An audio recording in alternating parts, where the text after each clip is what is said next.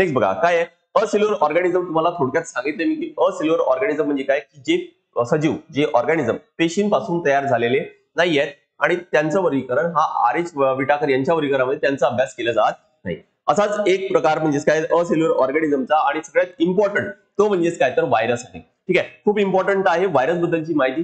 कारण व्हायरस बघा आता कोविड येऊन गेला तर त्यावेळेस आपल्याला व्हायरस बद्दलची थोडीफार माहिती मिळाली. मी तुम्हाला थोडक्यात सांगतो की व्हायरस म्हणजे नेमकं काय आहे आणि ह्या बाकी मायक्रो ऑर्गॅनिझम पेक्षा कसा वेगळा आहे ना ते आपण आधी समजून घेऊ.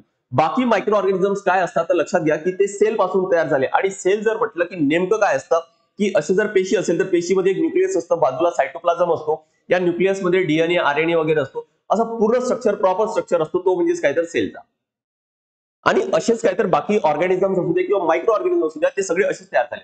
पण व्हायरस म्हणजे नेमकं काय आहे, व्हायरस म्हणजे नेमकं काय एकतर आरएनए आहे किंवा डीएनए आहे, फक्त आरएनए किंवा डीएनए आहे आणि त्याच्यावर असतो काय तर प्रोटीनचा कोट असतो म्हणजे काय तर प्रोटीनचा कव्हर असतो, बस एवढंच आहे. म्हणजे हा असा प्रॉपर जो सेल आहे ना तो तयार झालेलाच नाहीये, बरोबर. आणि म्हणून याचा अभ्यास करणं, कारण विचार करा की अख्खं सेल याच्यामध्ये आहे काय तर न्यूक्लियस आणि न्यूक्लियसच्या आतमध्ये आरएनए किंवा डीएनए आहे किंवा दोन्ही पण असतील, ठीक आहे. पण व्हायरस आहे काय तर फक्त आरएनए किंवा डीएनए म्हणजे किती त्याचा छोटा साईज असणार आहे.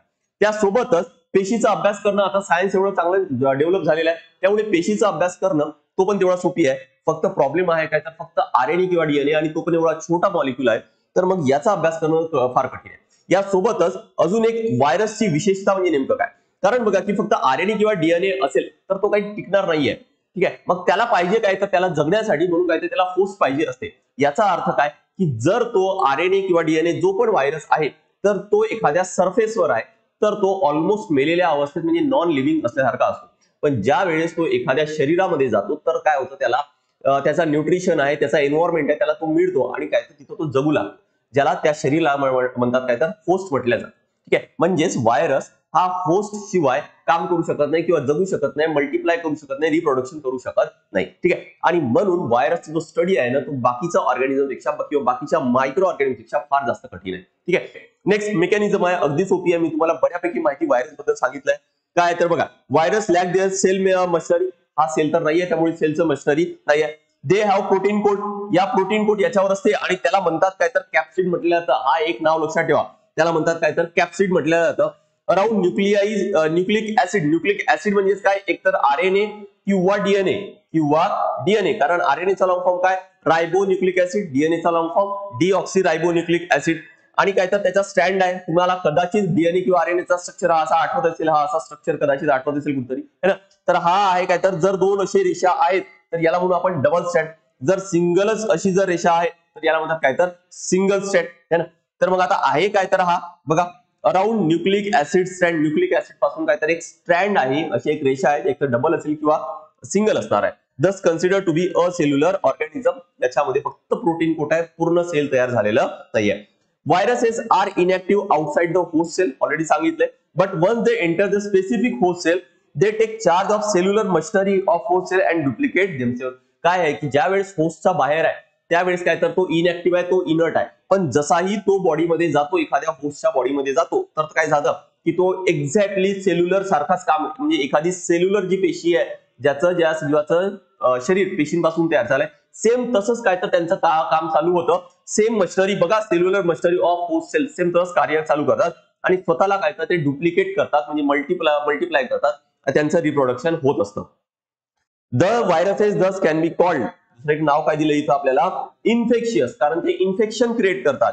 न्यूक्लिओप्रोटीन कारण फक्त न्यूक्लिक ऍसिड आहे आरएनए किंवा डीएनए आणि त्याच्यासोबत काय तर प्रोटीन आहे आणि असेच काय तर ते पार्टिकल्स तयार झाले आणि म्हणून नाव काय दिले इन्फेक्शियस न्यूक्लिओप्रोटीन पार्टिकल्स असं नाव दिले. ठीक आहे, तर ही एवढी बेसिक मेकॅनिझम लक्षात ठेवा, अगदी सोपी आहे. व्हायरस म्हणजे काय तर तो बाहेर आहे तर तो काय तर काम करत नाहीये, तो नॉन लिव्हिंग आहे, पण शरीरात गेल्यानंतर होस्टच्या शरीरामध्ये गेल्यानंतर तो ऍक्टिव्ह होणार आहे. ठीक आहे, आणि मग होणार काय तर तिथं तो आपला मल्टिप्लाय करायला लागेल, अदरवाईज शरीराच्या बाहेर काय तर तो नॉन लिव्हिंगच आहे. ठीक आहे, साईज अप्रॉक्सिमेट किती आहे तर 10 नॅनोमीटर टू 100 नॅनोमीटर आहे. आणि जनरली बघा viruses are not considered as living organism, यांना लिव्हिंग ऑर्गॅनिझम कन्सिडर केल्या जात नाही जनरली म्हटले.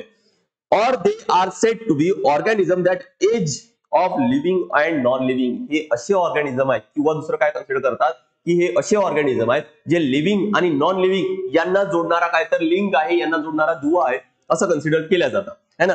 पण त्याचा स्टडी कशामध्ये केला जातं तर मायक्रोबायोलॉजी. जरी ते नॉन लिव्हिंग जरी कन्सिडर करत असतात किंवा नसणार किंवा लिंक असेल तरी पण त्यांचा स्टडी मायक्रोबायोलॉजी मध्ये केला. मायक्रोबायोलॉजी मध्येच काय की ज्याच्यामध्ये मायक्रो ऑर्गॅनिझमचा स्टडी केल्या जातं. तर याच्यामध्ये बघा आयोगाने प्रश्न कसे विचारले 2000 राज्यसेवा प्री 2014 मध्ये विषाणू म्हणजे व्हायरस रिकामी जागा असतात व्हायरसेस आर हे कसे आहेत तर हे नॉन सेल्युलर आहे किंवा असेल्युलर आहे, अपेशीय जीव आहेत. सेल्युलर विथ सेल वॉल नाही आहे, युनिसेल्युलर किंवा मल्टीसेल्युलर पण नाही, हे असेल्युलर आहेत किंवा नॉन सेल्युलर आहेत.